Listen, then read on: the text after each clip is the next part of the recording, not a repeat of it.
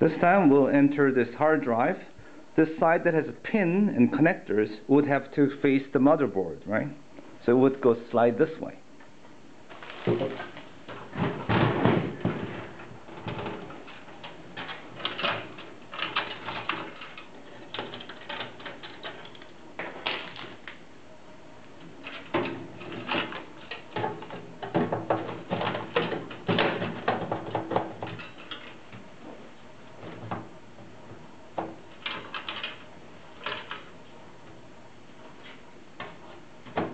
Okay, now when I did this here, you will see that these two holes lined up. Okay, so now it looks like it's hanging in the air, but that's how it's meant to be. It doesn't go in any further. And then you got to make sure that these two pins will go in here and then lock it.